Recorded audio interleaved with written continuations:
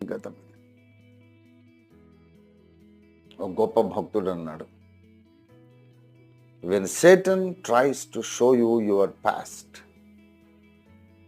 show him his future.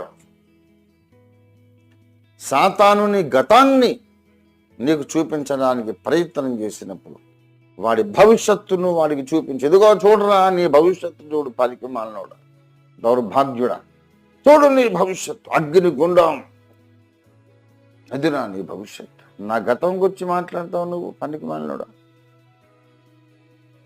చూడు నువ్వు నాకు అది చూపిస్తున్నావు వెనక, నువ్వు ముందుకు చూడు, నీ గత ఏంటో నీకు తెలుస్తుంది. వాడు పారిపోతాడు.